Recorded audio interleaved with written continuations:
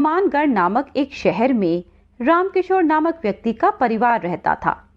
रामकिशोर बहुत बड़ा बिजनेसमैन था, जो कि बहुत अमीर थे। रामकिशोर के परिवार में उसकी पत्नी ललिता तथा पुत्र गणेश थे। उनके यहाँ सावित्री नाम की काम वाली घर पर बर्तन, झाड़ू, पोछा आदि करने आती थी। सावित्री का एक पुत्र था जिसका नाम कार्तिक था। सावित्री रोज समय से रामकिशोर के घर पहुंचकर काम करती थी और अपना काम वह बहुत मन लगाकर करती थी। एक दिन वह अपने पुत्र कार्तिक को लेकर रामकिशोर के घर पहुंच जाती है। उसके पुत्र के हाथ में एक थैला भी था। आओ सावित्री, अंदर आओ। अरे, ये कौन है तुम्हारे साथ?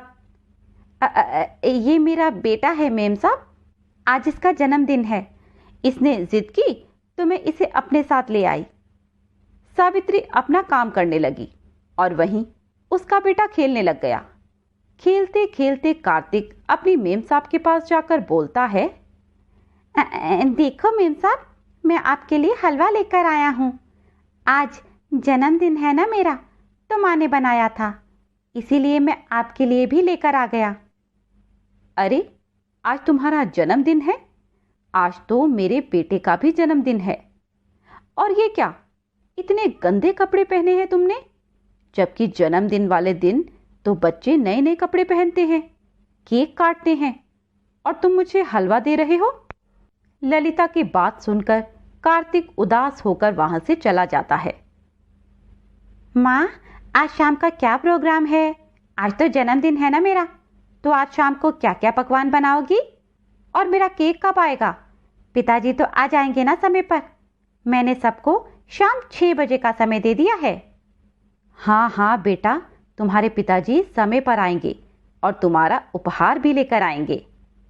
ललिता और गणेश की यह बातें कार्तिक सुन रहा होता है और अपनी माँ को जाकर बोलता है, माँ, तुम्हें पता है आज मेम साहब के बेटे का भी जन्मदिन है और उसके पिताजी उसके लिए उपहार लेकर आएंगे।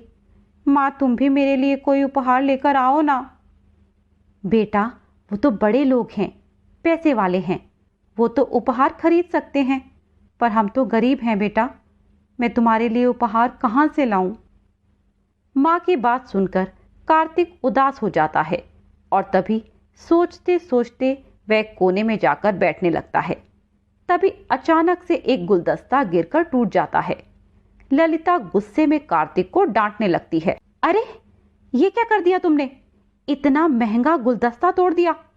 सावित्री, ये देखो, तुम्हारे बेटे ने कितना महंगा गुलदस्ता तोड़ दिया। ललिता सावित्री और कार्तिक को कहती है, कभी सपने में भी इतना महंगा गुलदस्ता नहीं खरीद पाओगे तुम लोग। ध्यान से रखो अपने बेटे को, अब कोई नुकसान नहीं होना चाहिए। कुछ देर बाद कार्तिक खेलता हुआ एक सोफे पर जाकर बैठ जाता है। कार्तिक, यहां कैसे बैठ गए तुम? इतने खूबसूरत सोफे को गंदा कर दोगे। कपड़े देखे हैं आपने, कितने गंदे हैं। जल्दी से नीचे उतरो। मना किया था ना तुम्हें, किसी भी चीज को हाथ मत लगाना। कार्तिक रोते हुए अपनी माँ के पास चला जाता है। माँ, मुझसे गलती हो गई जो मैंने आज आपके साथ आने की जिद की। मुझे यहाँ नहीं आना चाहिए था। माँ, तुम जल्दी काम खत्म कर लो, हम घर चलते हैं। सावित्री, तुम आज खाना यहीं खाकर जाना। तभी कार्तिक माँ की तरफ देखता है और कहता है, मुझे यहाँ नहीं अच्छा लग रहा माँ, हम शाम तक नहीं रुकेंगे। ठीक है, मैं काम खत्म कर लेती हूँ, फिर हम चलते हैं।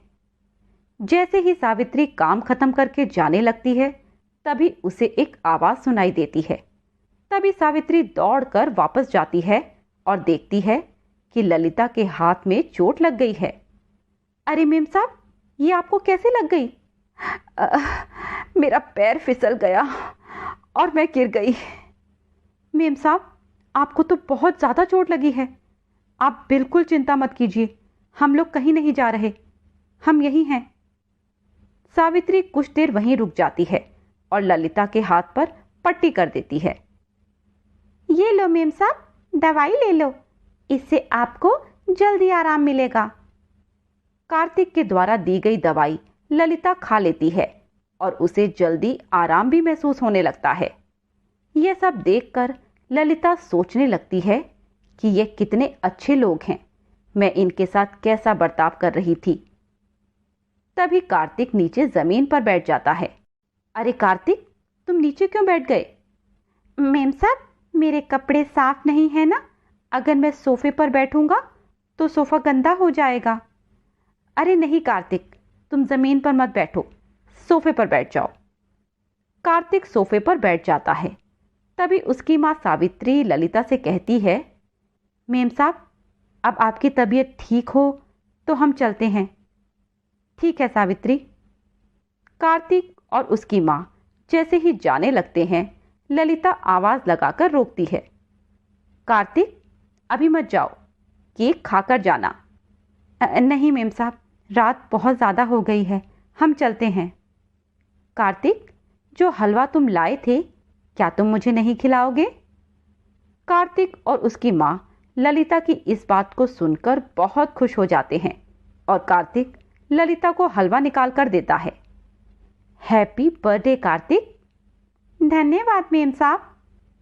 ललिता कार्तिक को उपहार में नए कपड़े देती है। कार्तिक कपड़े देखकर बहुत खुश हो जाता है। आज कार्तिक और गणेश दोनों के जन्मदिन हैं। तुम दोनों केक काट कर जाना और खाना भी यहीं खा कर जाना। घर जाने की चिंता मत करो, तुम्हारे साहब तुमको घर छोड़ देंगे। ठीक है मेम साहब। कार्तिक ललिता द्वारा दिए गए नए कपड़े पहन लेता है और सब लोग मिलकर गणेश और कार्तिक का जन्मदिन एक साथ मनाते हैं।